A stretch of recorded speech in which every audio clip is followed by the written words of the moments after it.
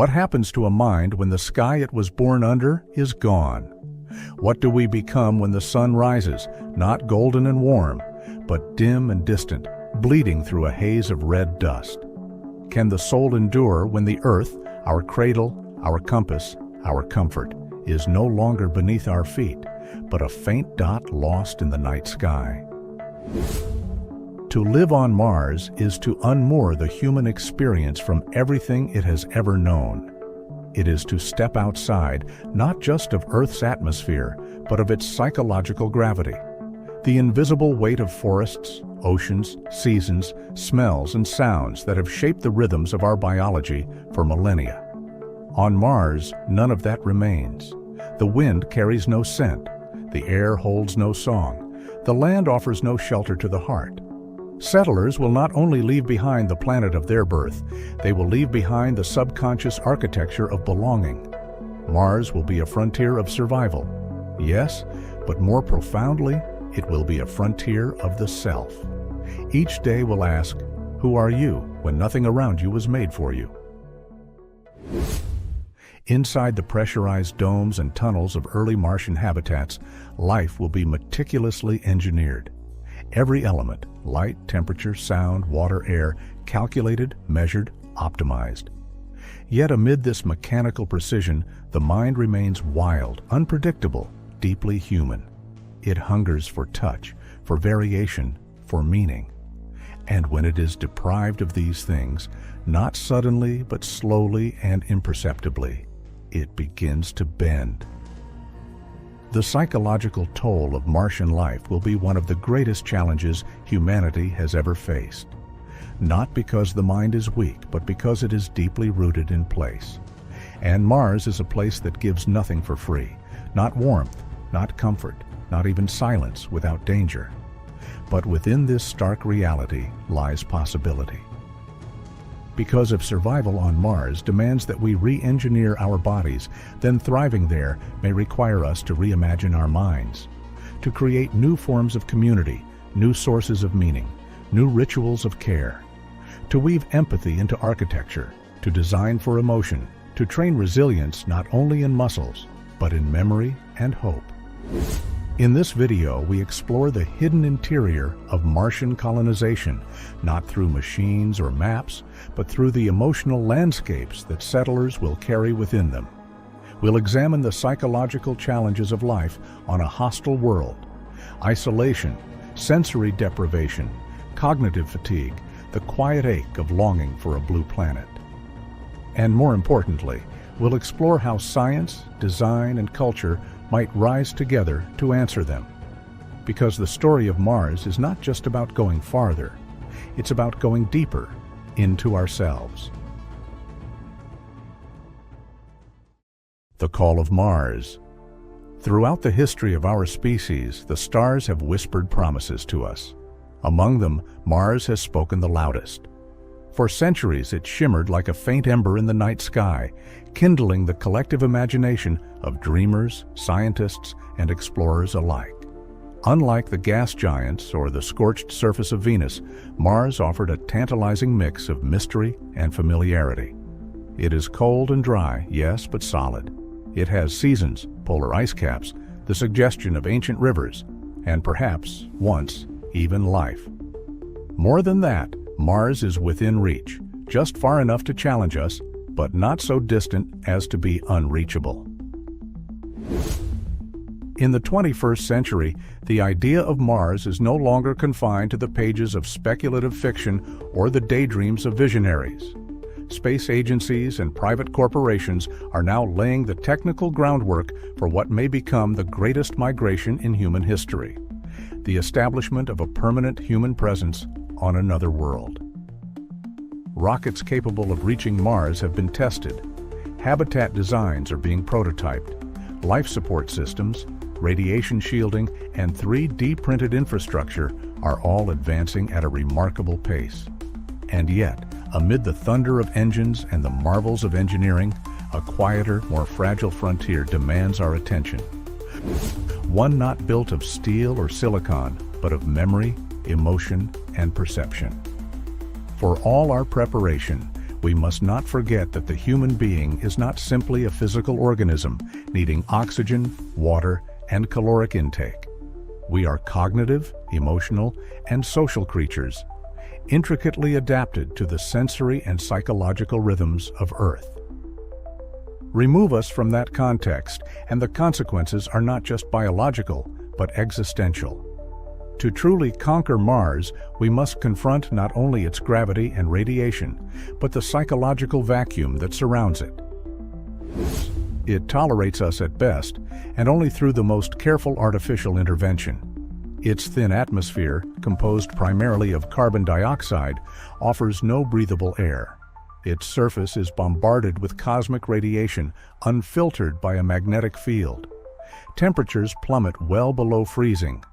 Dust storms can encompass the entire planet, blocking out the sun for weeks. Water exists mostly as subsurface ice.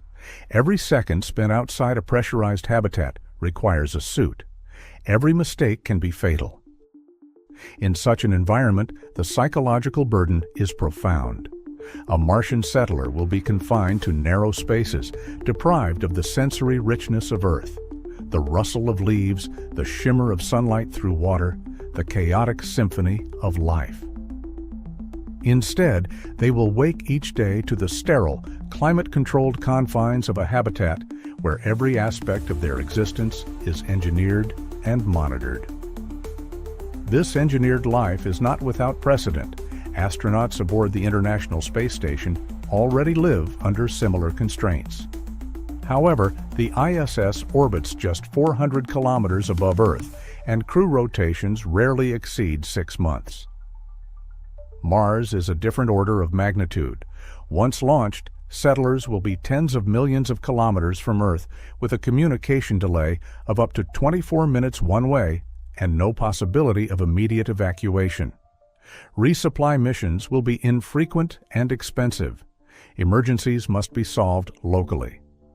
In this context, the settler is not only a pioneer, but also a psychological test subject, immersed in an unrelenting experiment in isolation, confinement, and existential displacement.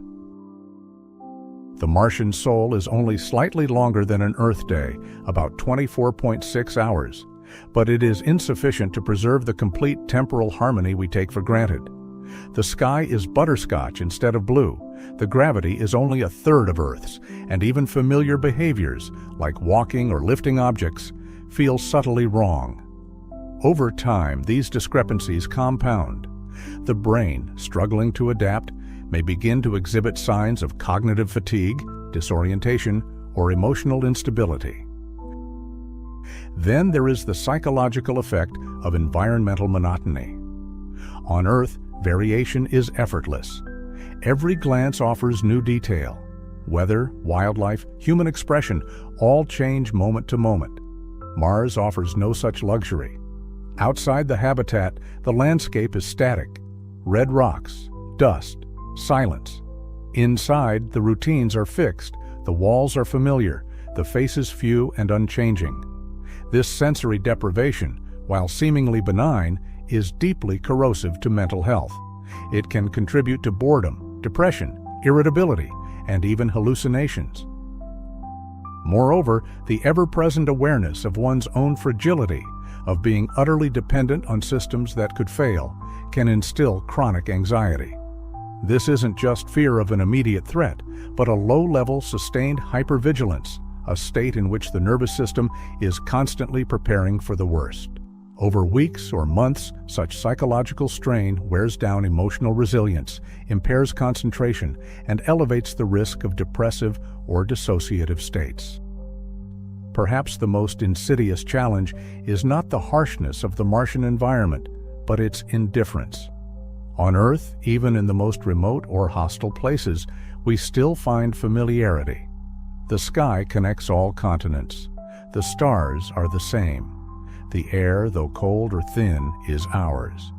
But on Mars, every connection must be manufactured. Every breath, every ray of warmth, every communication with Earth is an act of technological mediation. There is no breeze that isn't artificial, no horizon that isn't alien. In such a place, the settler faces a profound question. What is home when nothing around you responds to you? This sense of psychological dislocation, of being physically present but emotionally untethered, is central to the challenge of Martian colonization. It is not enough to build habitats that are airtight. We must build environments that are emotionally breathable, spaces that offer not just protection, but comfort, not just survival, but familiarity, not just function, but meaning. And this must begin even before the journey. Facing the Martian void.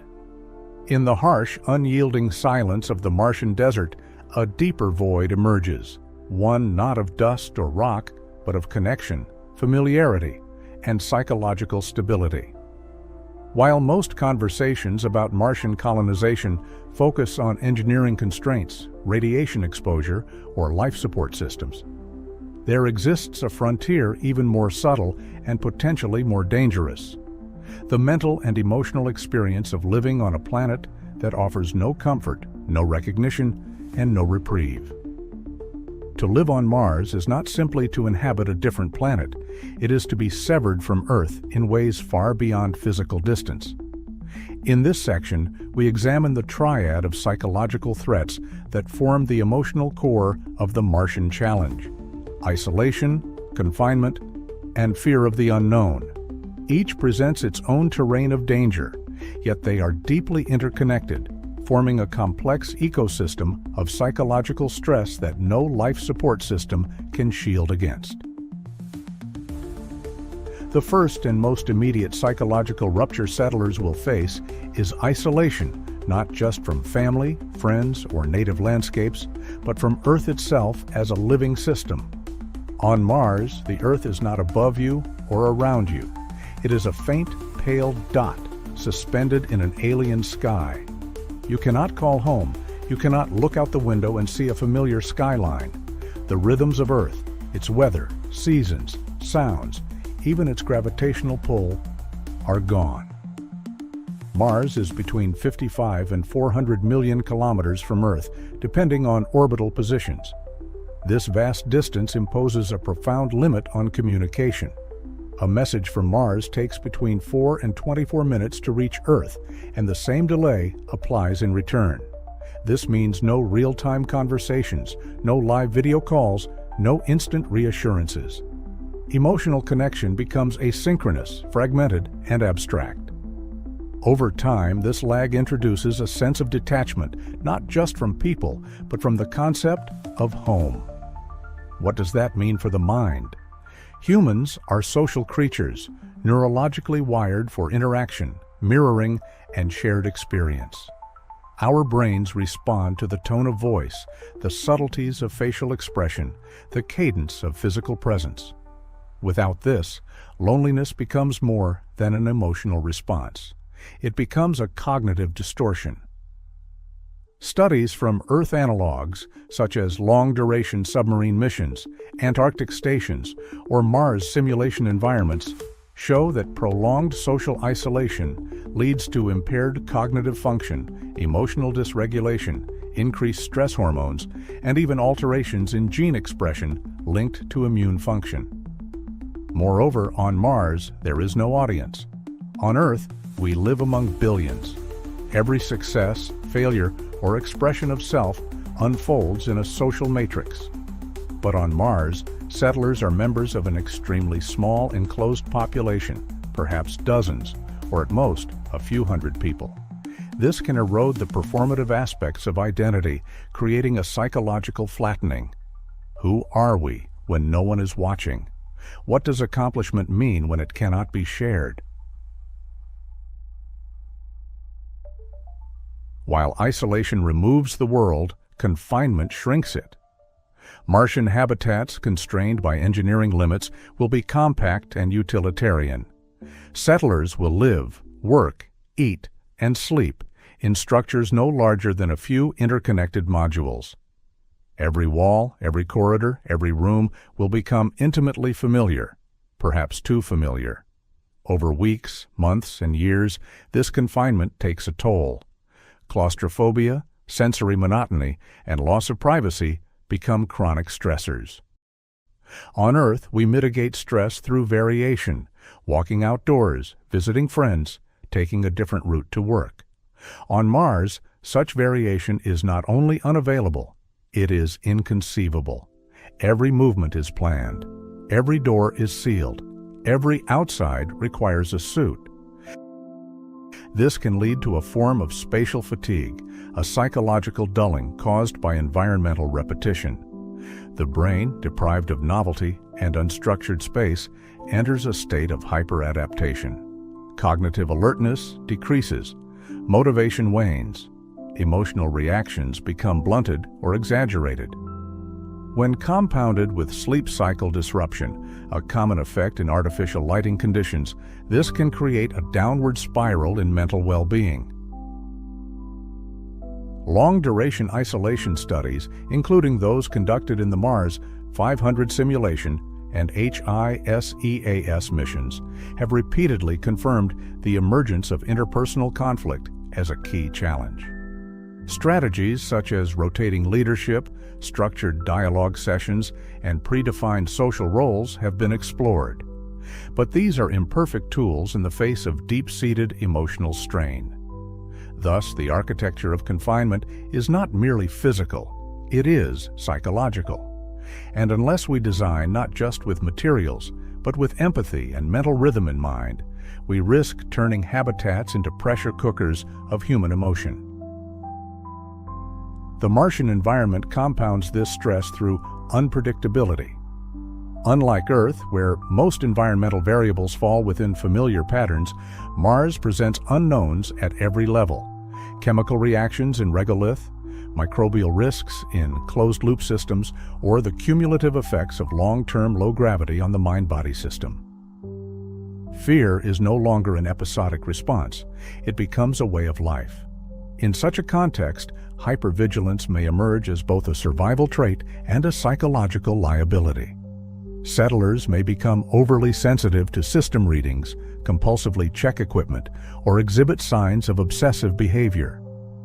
While such behaviors may increase safety in the short term, they degrade psychological flexibility, the ability to adapt and recover from stress. Over time, this rigidity can calcify into burnout, or worse, trauma. Even more dangerous is anticipatory grief, the fear not only of one's own demise, but of losing crewmates, failing the mission, or being forgotten by Earth. This emotional weight, unspoken and invisible, can distort decision-making, decrease risk tolerance, or create detachment. It is not the immediate threat that breaks the spirit, it is the silent, cumulative dread of uncertainty. Each of these psychological challenges, isolation, confinement, and fear of the unknown, can be debilitating on its own. But in combination, their effects do not merely add up, they multiply. A person already strained by isolation is more likely to respond poorly to interpersonal stress. A team fatigued by confinement is less resilient in the face of environmental uncertainty. The system, like the individual, becomes brittle. In psychological terms, this is referred to as allostatic overload, a state in which the cumulative burden of chronic stress exceeds the capacity of the individual or group to cope. At this point, performance degrades rapidly, and the risk of collapse, mental, emotional, operational, increases. Understanding these interactions is not merely academic, it is vital to mission success. Future Mars colonies must be designed with these psychological realities as foundational constraints, not as afterthoughts. Psychological resilience, building a Martian mind. If isolation, confinement, and fear define the psychological terrain of Mars, then resilience must be the architecture we build to survive it. In the same way that engineers design pressure domes to withstand atmospheric collapse, or radiation shielding to protect cellular life, we must design internal systems, psychological frameworks, that can endure the emotional and cognitive pressures of life on another planet. Resilience is not a luxury in such a setting, it is a life support system. And unlike oxygen generators or hydroponic modules, it cannot be packed into a cargo hold. It must be cultivated in training, in community, and in the individual mind. It is the invisible infrastructure of a Martian civilization. To understand how this mental infrastructure might be built, we must explore three essential pillars: adaptability and resourcefulness, teamwork and collaboration, and meaning and purpose. These traits are not merely helpful, they are fundamental to the success of human life beyond Earth. Mars will be a planet of limits: limited air, limited water, limited energy, limited space.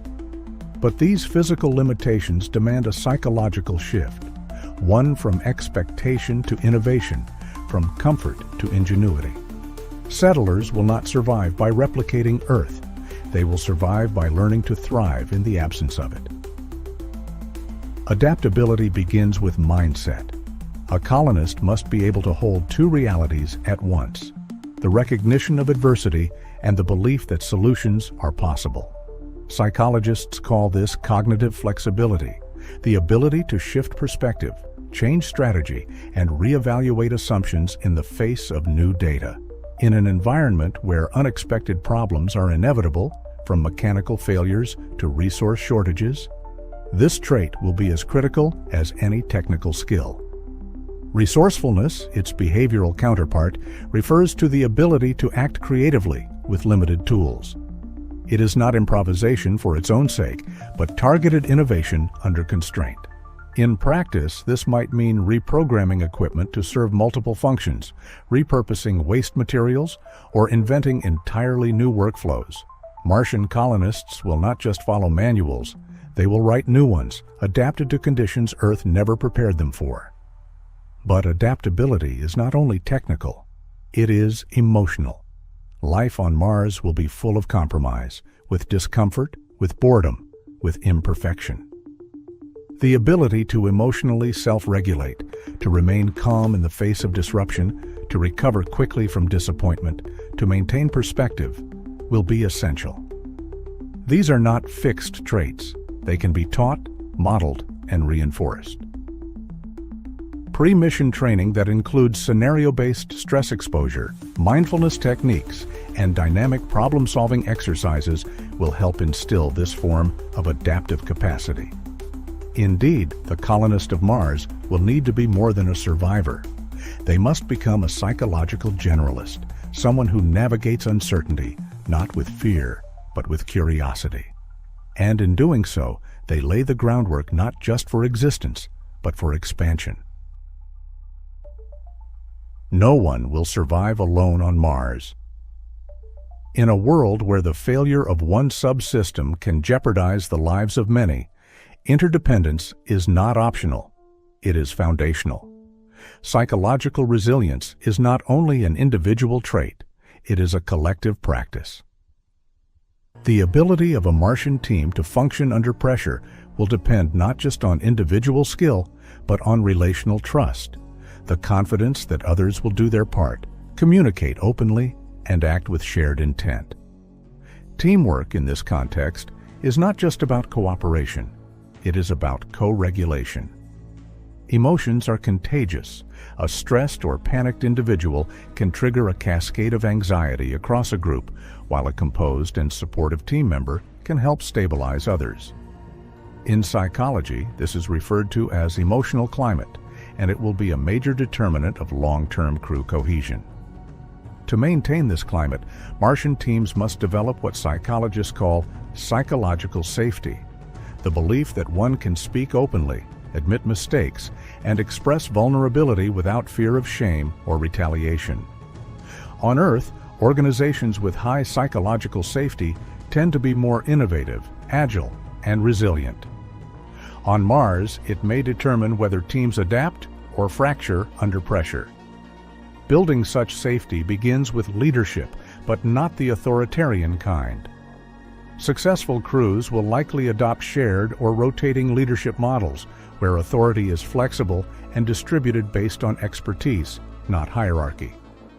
This fosters mutual respect and reduces the stress of rigid roles, which can become oppressive in confined settings.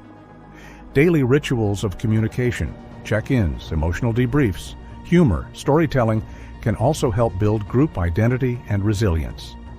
Even small expressions of empathy or recognition can buffer stress and reinforce cohesion.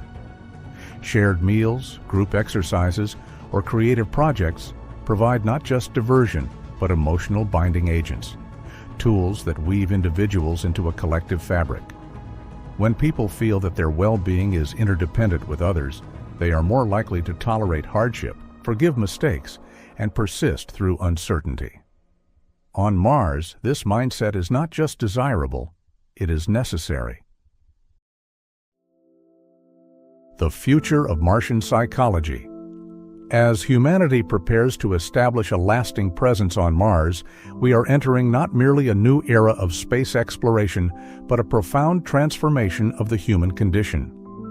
While we have long imagined the physical challenges of surviving on another planet, radiation exposure, resource scarcity, engineering constraints, what we are only beginning to grasp are the psychological frontiers that await us.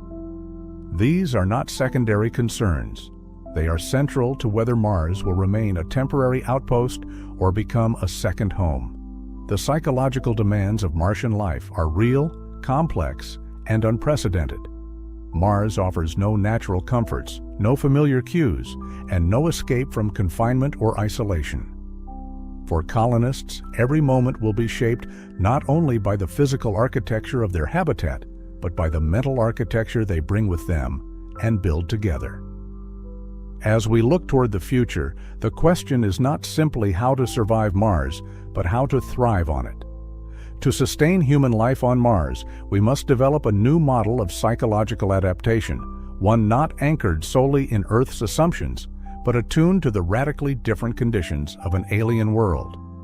This requires moving beyond reactive mental health protocols toward a proactive, integrated psychology of Martian life. Over time, the very fabric of human identity may begin to shift. As generations are born and raised on Mars, the emotional reference point of Earth may fade.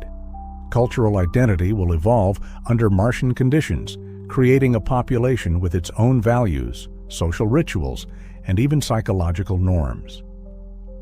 This raises important questions for future psychology. What does it mean to be human in a world where Earth is no longer central? How will concepts of community, purpose, and emotional resilience change in a society that grows in isolation, under artificial skies, and within engineered ecosystems? These questions will require new psychological frameworks, models of development that account for altered gravity, sensory deprivation, and interplanetary heritage.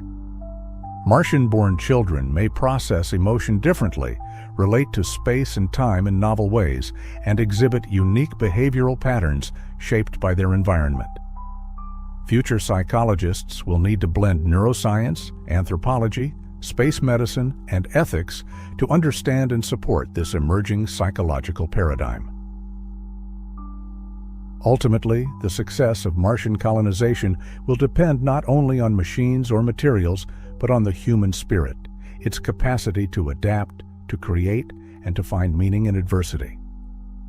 Mars will not offer comfort, it will offer challenge. But in that challenge lies the opportunity to reshape who we are and what we value. By investing now in psychological research, in human-centered design, and in the emotional training of future colonists, we can ensure that Mars does not become a prison of dust and distance, but a crucible for the evolution of consciousness. We must prepare not only to send astronauts and engineers, but philosophers, caregivers, poets, and dreamers, people who can build not just a colony, but a civilization. And in doing so, we may learn more than how to live on Mars. We may discover new ways of being human, formed in the silence of another world. Scientists studying space believe that there must be life forms somewhere other than Earth. With the era of space exploration in full swing, humanity is searching for traces of life within our solar system. Among the many planets, the most likely place to find life is Mars.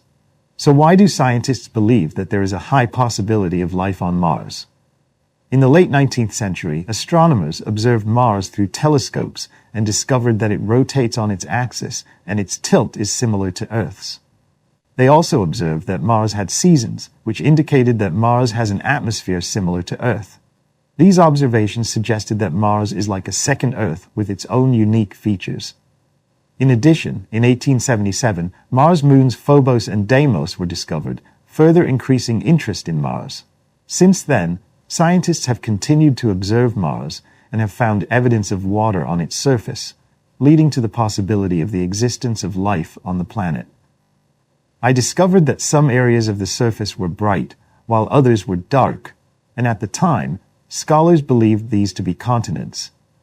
They also thought that Mars had a dense atmosphere, and when they continued to observe Mars, they believed that the changing colors on the surface were due to the seasonal changes of plants on Mars. In October 1895, the American astronomer Percival Lowell made the following claim: "Through my telescope, I have watched Mars for a long time, and I am sure that there are canals made by Martians, and on the planet there is a civilization, and Martians live in society." In the 18th century and early 19th century, scientists had debated whether or not there was evidence of life on Mars. However, as humanity's space technology rapidly advanced, some scientists began to argue that we should go to Mars to find out firsthand. The first country to attempt to explore Mars was the Soviet Union in the 1960s, but they experienced many failures. Starting from the atmosphere, now the US is starting its exploration of Mars. Oh, the Thomas exploration is not an easy task. Oh, it's not some cheesy talk on a Friday night. But we're talking about the only light young king out there. Should we book a cell and go to Mars first? Although the Soviet Union started exploring Mars 4 years before the US did, the US was the first to achieve results. In 1965, the US's Mariner 4 became the first spacecraft to approach Mars closely and send back images to Earth. The photos taken at that time totaled 22, but since it was an era of black and white photography, the image quality was not very good. Then, in November 1971, the US's Mariner 9 became the first spacecraft to successfully enter Mars orbit and sent back an enormous amount of data to Earth, including only 9 photos out of 7,300 taken, capturing about 80% of the Martian surface. The photos taken are diverse, including impact craters, the largest volcano in the solar system, Olympus Mons, and the erosion and deposition that occurred, almost showing the entire Martian surface. During this time, the Soviet Union was also tirelessly pursuing Mars exploration, but they didn't achieve significant results. Now, the United States, with billions of dollars, is embarking on the ambitious Viking project, focused on searching for extraterrestrial life. After the successful landing in 1980, Mars became a utopia. They successfully landed on the plains and immediately transmitted nearly 16,000 images back to Earth. In 1976, Viking 1 and Viking 2 successfully landed on Mars. After landing, they began searching for signs of life on Mars. They collected samples from the Martian surface and analyzed the atmosphere, but they couldn't find any trace of organic matter. However, the Viking lander had a fatal problem of being unable to move after landing.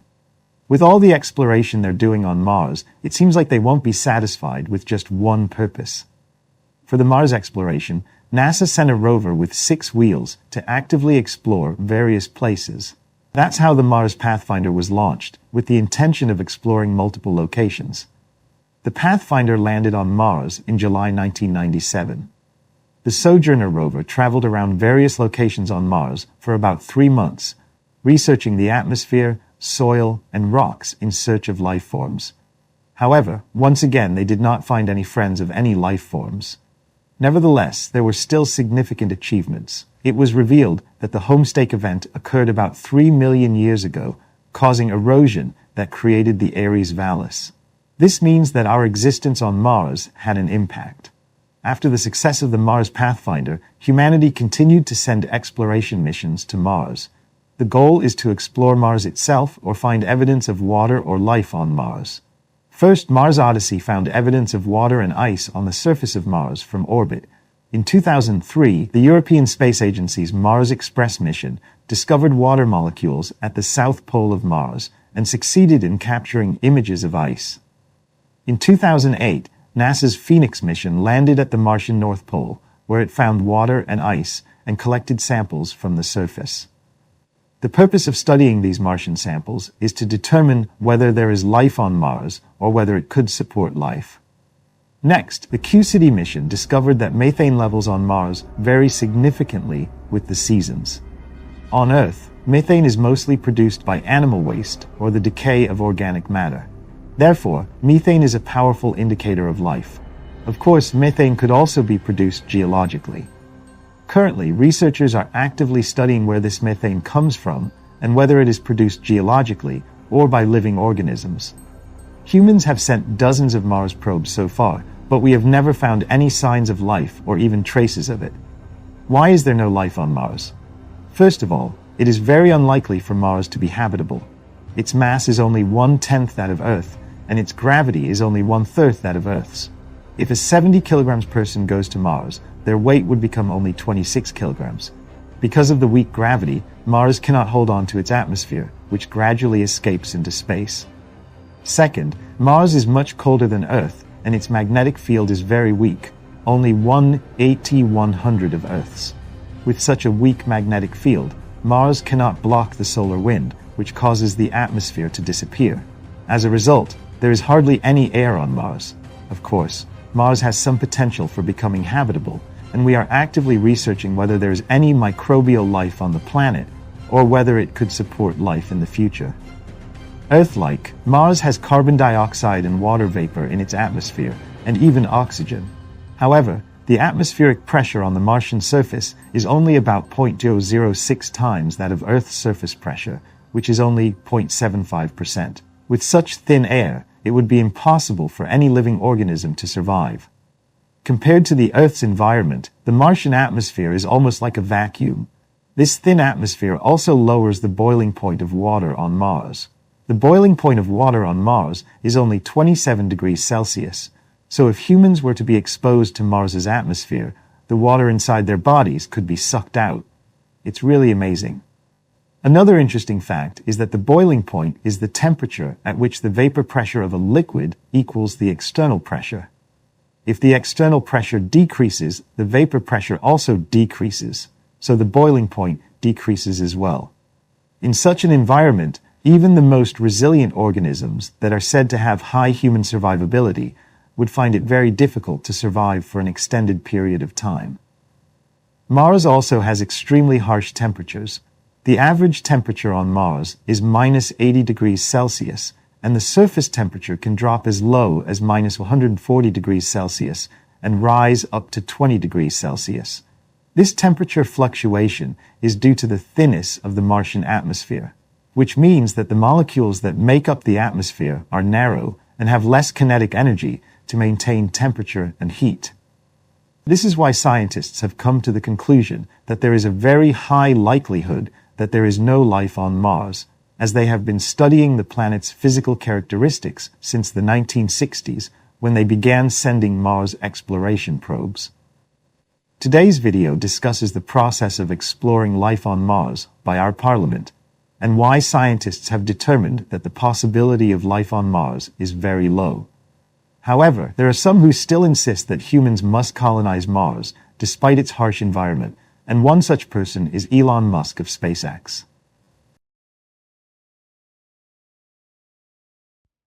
When scientists of the 17th and 18th centuries were studying historical records of eclipses, including information dating back thousands of years, which became accessible thanks to astronomers at the Chinese imperial court, they noticed an intriguing pattern. Their calculations and observations didn't align with the ancient sages' records. The calculated dates of ancient eclipses didn't match up with historical chronicles. As they delved deeper into the past, the discrepancies became more significant, and the intervals between eclipses grew longer. This discrepancy became evident when examining the history of these phenomena over thousands of years. What was happening was that the rotation of the Earth was slowing down. Perhaps the Moon was moving away. It would take future generations of astronomers and physicists to piece together this puzzle and discover that the Earth's rotation was indeed slowing down, and the moon was gradually moving away. But what connects these processes? Let's find out together. But first, let's recall what we know about the moon. The moon is Earth's only natural satellite. According to the most popular theory among scientists, sometime after the Earth's formation, a celestial body the size of a planet collided with it at a tangent. As a result of this impact, some of the material from this object and part of the Earth's mantle were ejected into orbit around the Earth. This eventually formed the moon, which began to orbit at a radius of about 60,000 kilometers. The study of the moon's gravitational field, internal structure, and the reconstruction of its thermal history has revealed the presence of both a solid inner core and an outer metallic core within the moon. The moon has a very weak magnetic field, generated by residual magnetism in lunar rocks and the tidal forces acting on its core. The key mystery behind the moon's gradual drift away from Earth lies in tidal acceleration. This is an effect caused by gravitational interactions in a natural satellite central body system. The primary consequences of this effect are changes in the satellite's orbit and alterations in the central body's rotation about its axis, as observed in the Earth-Moon system. Another consequence is the heating of a planet's interior, which is believed to have had a significant impact on Earth's past. The moon has been orbiting Earth for the past 4.5 billion years. Due to Earth's greater mass, it exerts a much stronger gravitational force on the moon than the moon does on Earth. This means it pulls the moon towards itself more strongly. This results in tidal forces that cause tides in our oceans. Gravitational attraction between the moon and Earth is stronger on the side of Earth facing the moon. This force is strongest in the region closest to the moon. As a result, the moon slightly pulls the equatorial regions of Earth towards itself. This significant gravitational pull of the moon causes high tides in the ocean waters in this region, creating a bulge on the Earth's surface known as the equatorial bulge or tidal bulge. Both sides of the Earth experience this effect, much like how our planet experiences a bulge due to the moon's gravitational pull. The moon also experiences a tidal bulge on the side closest to Earth, and this is where we come close to the question of why the moon is actually moving away from Earth. In reality, there is nothing supernatural about this. It's the nature of both Earth and the moon to age, and many things change. For example, around 620 million years ago, Earth's days were only 21 hours long, but gradually, days became longer by about 1/500th of a second per century due to the gravitational forces between Earth and the moon. These forces, along with lunar tides, slow down Earth's rotation. However, due to the conservation of angular momentum for both celestial bodies, the moon, in turn, begins to rotate faster and move into wider orbits. Will there ever be a moment when our natural satellite disappears into the depths of the universe? Perhaps, but not until about 4.5 billion years from now, when our sun starts to fade and becomes a red giant. However, there's another scenario to consider. We now know that since its formation, the moon has been gradually moving away from our planet. The rate of this movement has been increasing and is currently about 3.8 centimeters per year.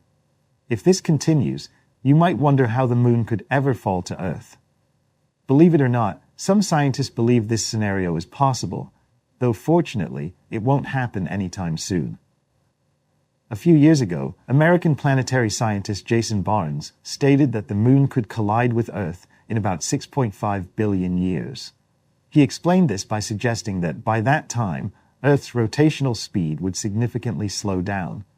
According to various estimates, this could happen in approximately 50 billion years when celestial bodies reach a mutual spin-orbital resonance. As a result, the moon would not move away, but would be drawn closer to our planet. Interestingly, our sun might play a role in this. Approximately 5 billion years from now, our sun will deplete its hydrogen, which is its source of energy. It will enter a new phase of its evolution, becoming a red giant. The star's luminosity will increase, internal pressure will rise, and its outer shell will expand. Powerful outbursts from the red giant's atmosphere could quickly alter the moon's orbit, causing it to slowly move toward Earth. But will there be a collision? If you're thinking of a head-on collision, that's not the case. When the distance between the Moon and Earth decreases to about 18,000 kilometers, the Roche limit, tidal interactions will tear the Moon apart into a massive pile of debris. Some of this debris will form a system of rings around Earth. Over time, most of the rings will disintegrate, and the remnants will collide with Earth. In any case, by that time, life on Earth will be impossible, just as it will be on any other planet in the solar system. When the Sun transforms into a red giant, the star's atmosphere will expand so much that it could reach the current orbit of Earth. Of course, before this happens, the two planets closest to the Sun, Mercury and Venus, will be completely destroyed. Let's exclude the presence of a red giant from this chain of events. In such a case, how would it affect Earth? The disappearance of the Moon would have a significant impact. Although the Moon's influence on stabilizing the Earth's axis of rotation is somewhat exaggerated, this influence is undeniable. It was previously believed that if the Moon disappeared, the Earth's axial rotation would become completely chaotic. This would manifest in unpredictable changes in seasons.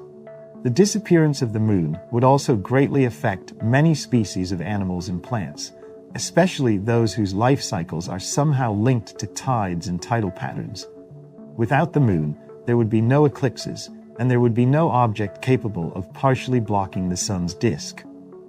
It's worth noting that nights would become darker. You might ask, will the Moon eventually drift away from Earth?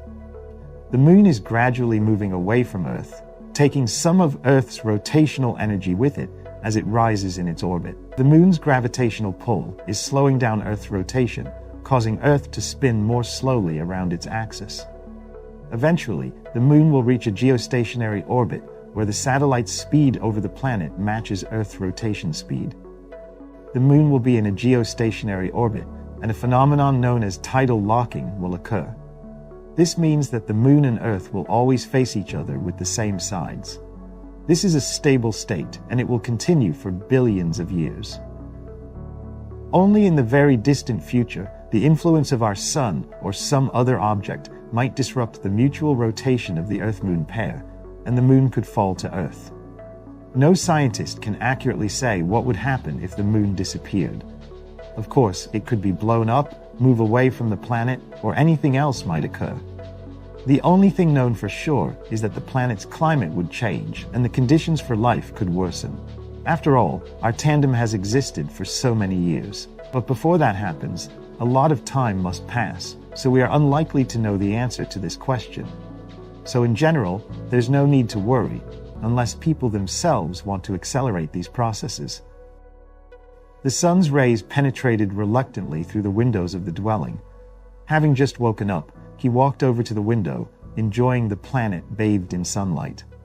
"Time to go," he mumbled, putting on his spacesuit and locking the door, heading out for his lunar duties. What is this? Where am I, really? He wondered. It felt like the beginning of a fantastic movie.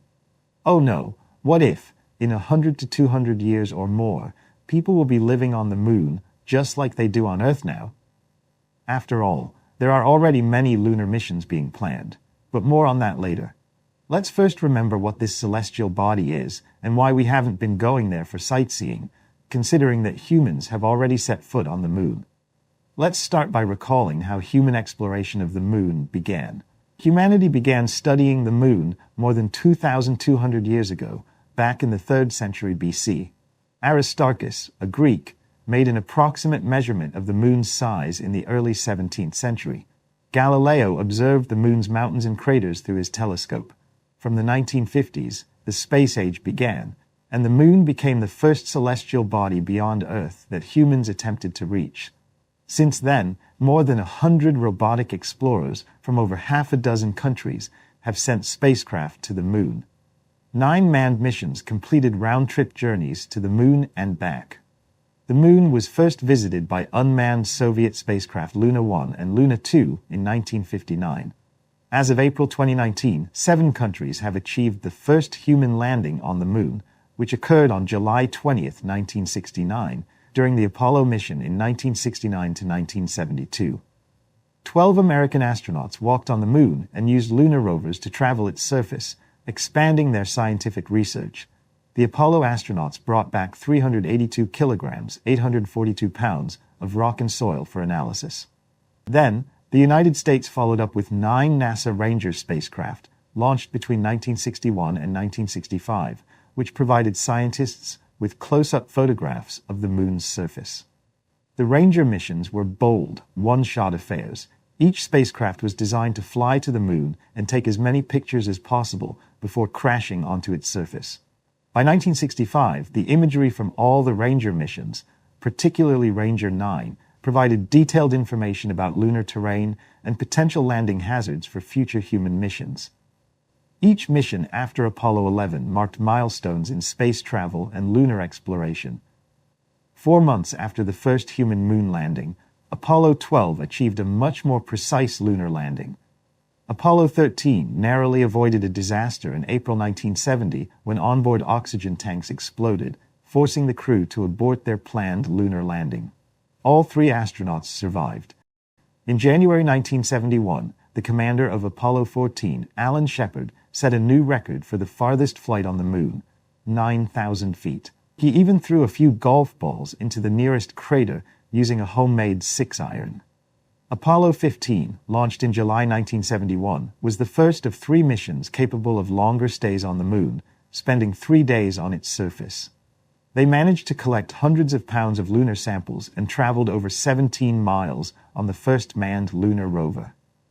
The Soviet Union sent the remotely controlled lunar rover, Lunokhod-1, to the moon in 1970. Apollo 16 in 1972 and Apollo 17 in 1972 were the last 2 manned lunar missions. Meanwhile, the Russian spacecraft Luna-24, launched unmanned in 1976, became the last mission to land on the moon until the next century. The samples collected during these lunar explorations provided a wealth of knowledge about the geology and formation of the moon. After the dramatic achievements of the 1960s and 1970s, major space agencies shifted their focus to other objects for several decades. Currently, we have 3 robotic spacecraft and an upcoming lunar reconnaissance orbiter and dual spacecraft missions planned for the moon. Now let's talk about what's planned for the near future, with the most promising program, in my opinion, being Artemis. NASA introduced the Artemis program in 2019. According to this program, the heavy-lift rocket SLS, Space Launch System, will transport astronauts to the moon by no later than 2024. The program consists of 2 phases. The first phase involves landing American explorers near the South Pole, where deposits of water ice are located. The second phase aims to establish a continuous presence of astronauts on the lunar surface. Russia, through Roscosmos, plans to resume its lunar program in 2021. They intend to test 2 new rockets this year. The Russian lunar program will be implemented in several stages, extending until 2040. The primary goal is to develop all the necessary technologies, such as creating a lunar station's core module and testing the piloted Federation spacecraft. The second stage involves testing means of access to the lunar surface and conducting the first piloted test flights. In the third stage, the construction of a Russian lunar base should be completed, planned between 2030 and 2035, with astronauts spending at least 2 weeks on the moon. China, of course, couldn't be left behind. This country is determined not to fall behind its competitors, aiming to become a space superpower. Last year, it sent the Tianfu spacecraft, which successfully landed on the moon's surface. This news created quite a stir. Currently, China is preparing its Chang'e 5 lunar rover. When it will be launched and the specific stages of the program's implementation are still unknown, but its mission is to collect lunar soil samples weighing up to 2 kilograms for further study.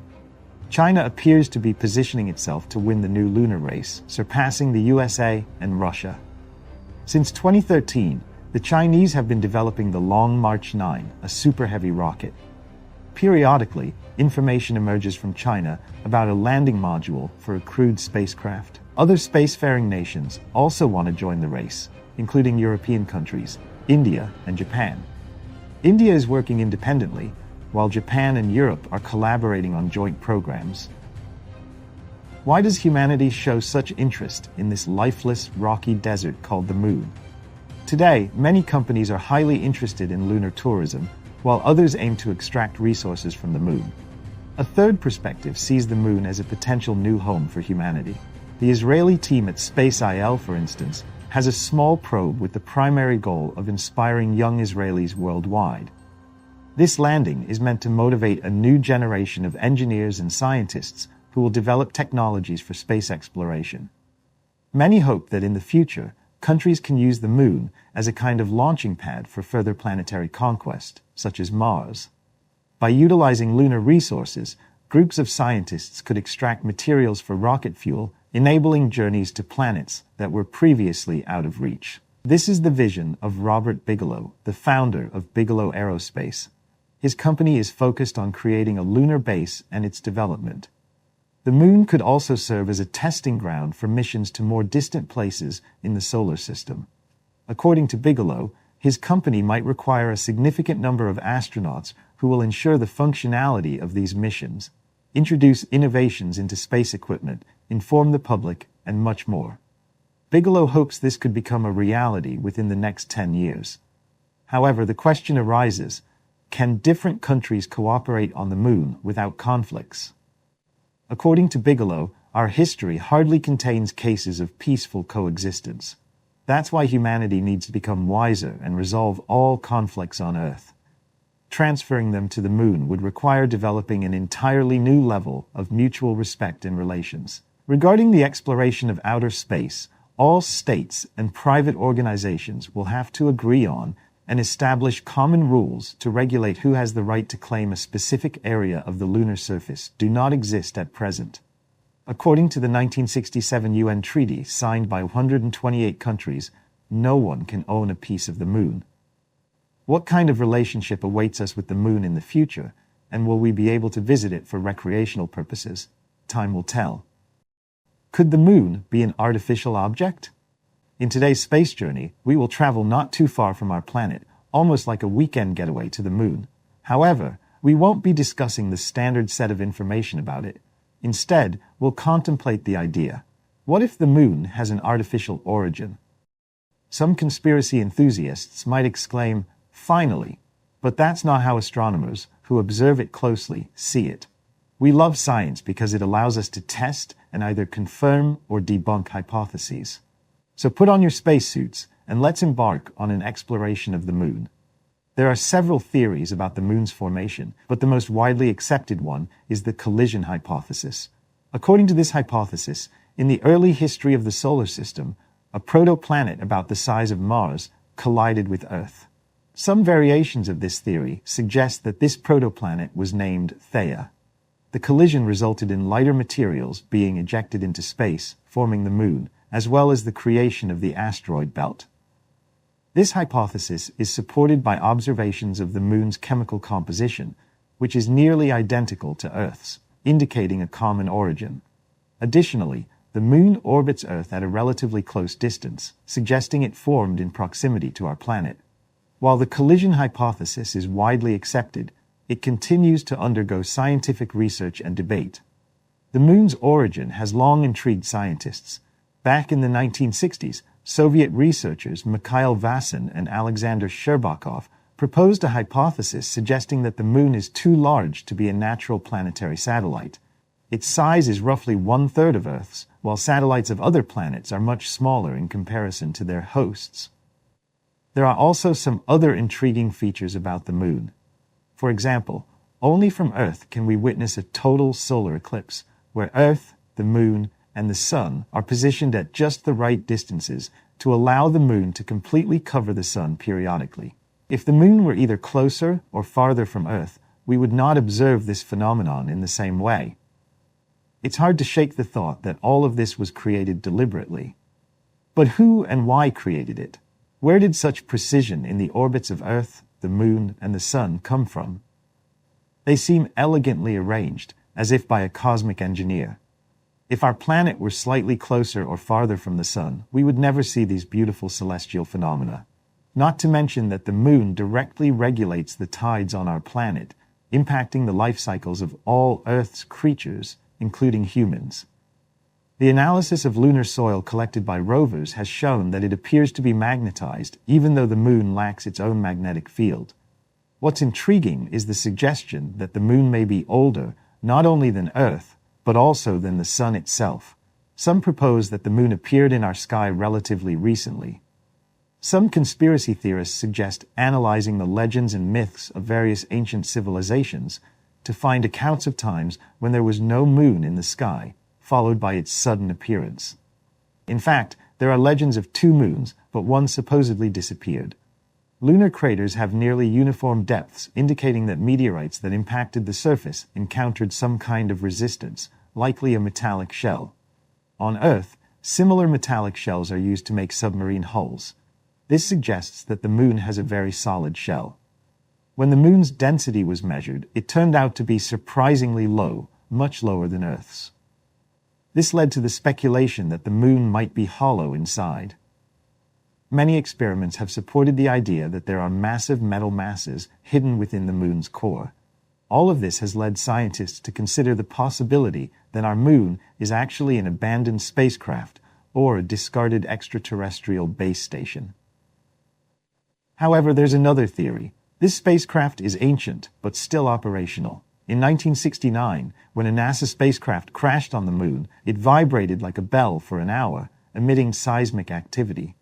This incident puzzled scientists, and they began to wonder why such an event occurred. By all calculations, the answer could be 1, if the moon is hollow inside. However, natural celestial bodies cannot have such large voids. Either errors were made in the calculations, or Earth's satellite was artificially constructed. Over the next 3 years, leading researchers at NASA tried to find flaws in the initial assessments, but found no faults. The only working theory that emerged was that the moon might be an artificial creation. Lunar soil brought back to Earth was studied in 6 laboratories, and what astonished scientists was the composition of the moon's rocks. They contained titanium and minerals with similar characteristics to those on Earth. This composition contributes to the moon's incredible strength.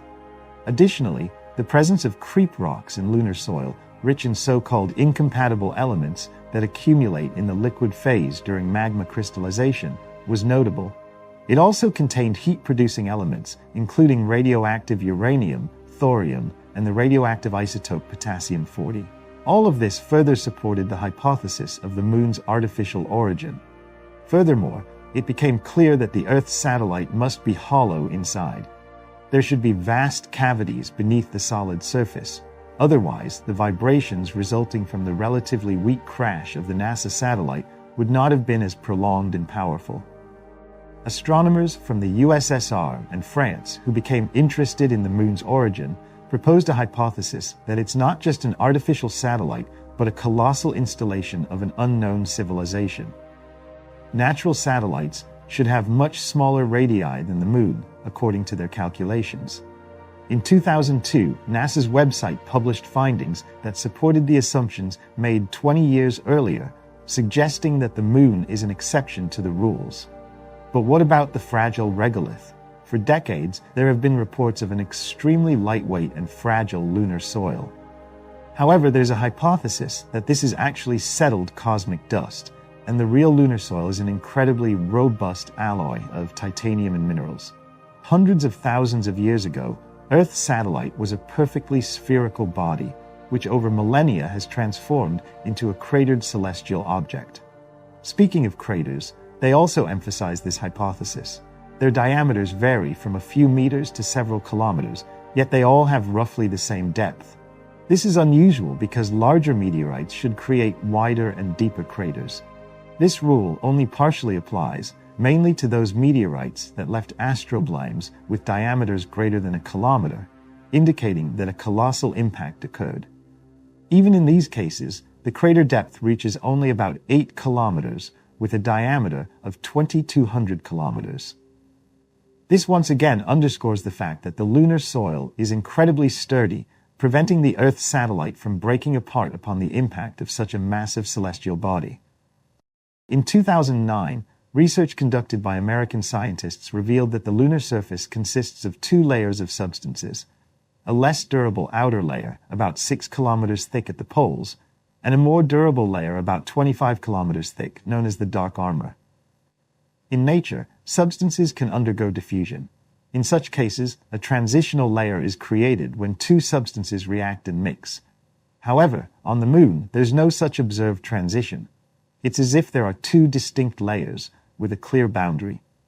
Unfortunately, modern technology doesn't allow us to determine what lies beneath the dark armor. So, for now, the tinfoil hats can be set aside. Meanwhile, French scientists combined available data and computer modeling to ascertain what lies beneath the lunar surface. To understand the Moon's structure, the composition of Earth and other celestial bodies, astronomers have to rely on data from seismic activity.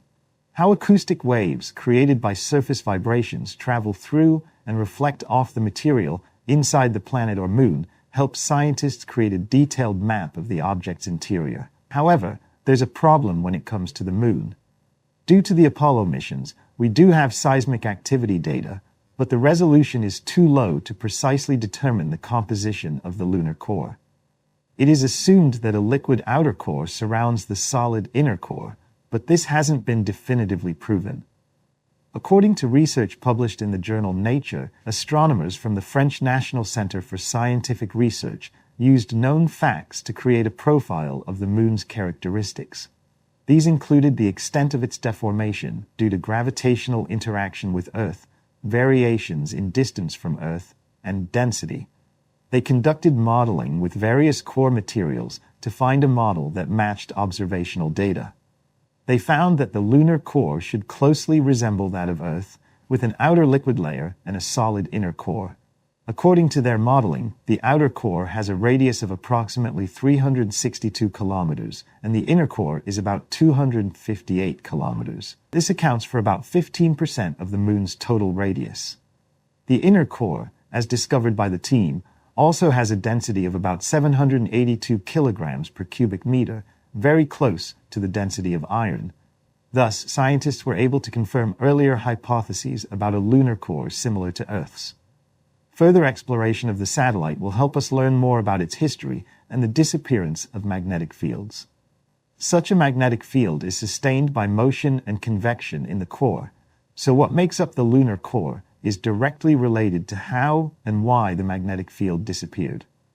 Considering humanity's hope to return to the Moon in the relatively near future, we may have to wait for seismic confirmation of these discoveries.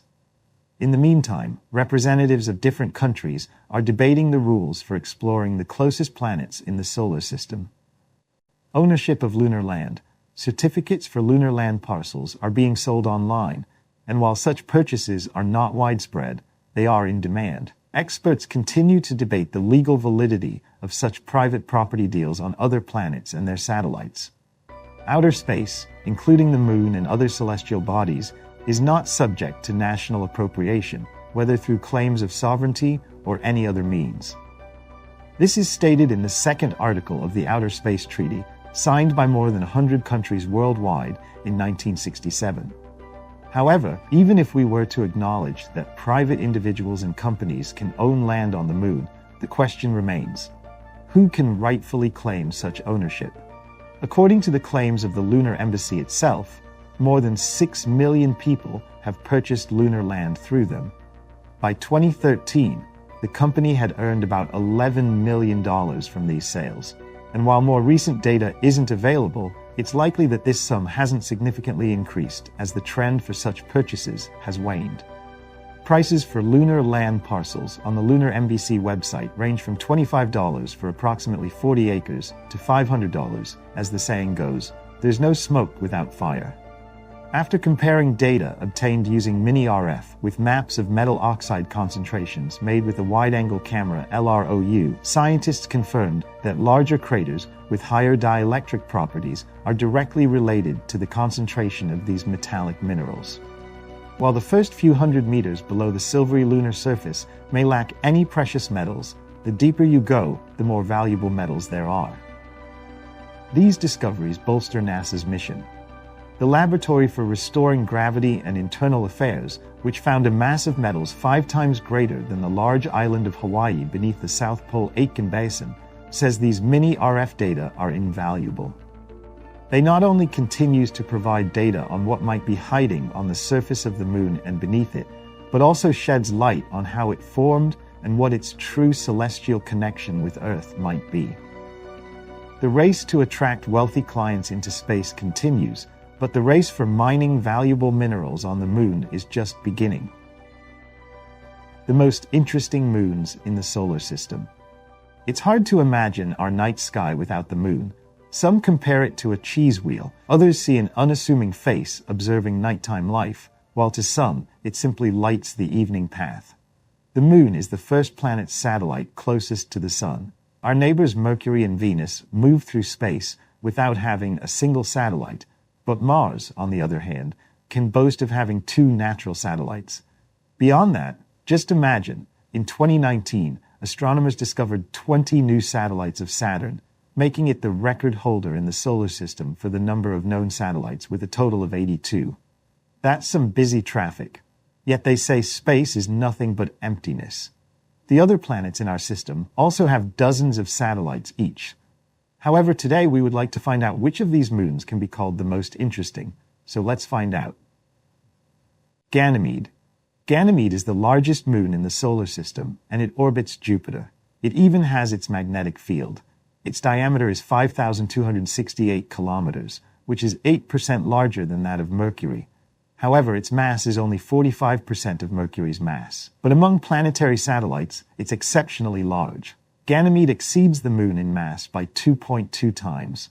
Interestingly, it's quite fitting for its owner, Jupiter. This moon was discovered by Galileo Galilei, and its name was given by another astronomer, Simon Marius, in honor of Ganymede, the cupbearer at the feasts of Zeus. By the way, Marius gave names to some other moons as well. Thanks to him, the names of heroes from ancient mythology became widespread in the newly discovered world of moons. In common language, sometimes satellites are also called moons. Some consider Titan, Saturn's moon, to be the most promising celestial body for colonization, rather than Mars.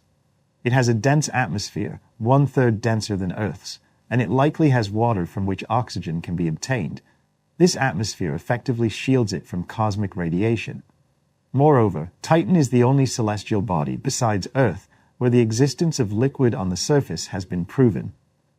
The downside is the local atmosphere consists mainly of methane and other inhospitable gases. Also, it's very cold, about -180 degrees Celsius. Jupiter's second largest moon and one of the 4 Galilean moons is Callisto, the most distant from the planet. It is the 3rd largest moon in the solar system, following Ganymede and Titan. Callisto's diameter is approximately 99% of Mercury's diameter. It was discovered in 1610 by Galileo Galilei and was named according to the tradition after a character in ancient Greek mythology, Callisto, who was a lover of Zeus. Nevertheless, Callisto is not the most picturesque object in our system.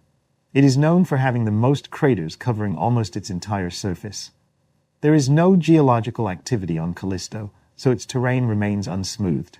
Io, one of Jupiter's moons, is the most geologically active body in the solar system. It has over 400 active volcanoes on its surface. Some of these volcanoes have eruptions so powerful that they reach heights of 500 kilometers. Io is primarily composed of silicate rock surrounding a molten core of iron or sulfur. Most of its surface consists of plains covered in sulfur or frozen sulfur dioxide. However, on the moon's surface, you can also observe over 100 mountains that have formed from the moon's crust. Some of these peaks are higher than Mount Everest on Earth. The only known moon that rotates in the opposite direction to its planet is Triton, a moon of Neptune. Triton is one of the few geologically active moons in the solar system, and its complex geological history is evidenced by tectonic activity, intricate terrain, and numerous cryovolcanoes. The average surface temperature of Triton is -235 degrees Celsius, making it so cold that nitrogen likely settles on its surface as frost or snow. Triton is believed to be the coldest geologically active object in the solar system. Miranda is a moon of Uranus, and it experiences unique seasonal changes. Each pole of this moon is in complete darkness for 42 years, followed by 42 continuous years of illumination. Miranda possesses a highly diverse surface with various features, including fissures, rifts, valleys, craters, ridges, depressions, and terraces. Its surface appears as though it has been slashed, and it contains the deepest canyons in the solar system, several times deeper than Earth's deepest canyons. Charon, the moon of the dwarf planet Pluto, has a diameter of approximately 1,200 kilometers. In 2006, there was a proposal to classify Charon as a planet, which would have made the Pluto-Charon system a double planet. However, the final resolution introduced the concept of a dwarf planet, and Pluto was classified as such, while Charon remained classified as a moon. In July 2015, NASA's New Horizons spacecraft reached Pluto and Charon, marking the first time in history that they were explored. The spacecraft followed a flyby trajectory and captured images of both sides of Pluto, although the images taken before the flyby have lower resolution. From the images, it is clear that Charon is noticeably darker than Pluto, suggesting that these objects significantly differ in composition. While Pluto's surface contains a lot of nitrogen ice, Charon is covered in water ice, and its surface exhibits a more neutral, less reddish color. Saturn's moon Iapetus features a unique mountainous ridge encircling its equator. This ridge reaches heights of 13 kilometers and has a width of 20 kilometers. Interestingly, Iapetus's leading hemisphere is as dark as soot, while its trailing hemisphere shines nearly as brightly as freshly fallen snow. It rivals one of the brightest objects in the solar system, Jupiter's moon Europa. By the way, Iapetus has a similar feature in its far neighbor, Pan, which has an unusual shape resembling a dumpling. This shape is likely due to the accumulation of material from Saturn's rings on Pan's surface. Mimas, another moon of the gas giant Saturn, is of interest to Star Wars fans, as it bears a resemblance to the Death Star from the famous franchise. Mimas has a diameter of about 400 kilometers and is the smallest spherical object in the solar system. In the past, it narrowly escaped being shattered by a large impact crater called Herschel, which had a diameter about 30% of Mimas itself. The cracks left behind by this colossal impact are clearly visible even on the opposite side of the moon. Next in our selection are Mars' two moons, Phobos and Deimos, named after the sons of the ancient Greek god of war, Ares, who is also known as Mars in Roman mythology. So, their names are quite clear. Interestingly, astronomers had been searching for these moons for quite some time before their discovery.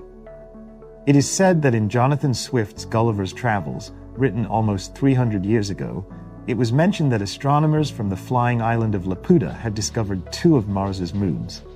What's even more interesting is that Deimos gradually increases its orbit radius with each revolution around the planet, while Phobos, on the contrary, decreases its orbit.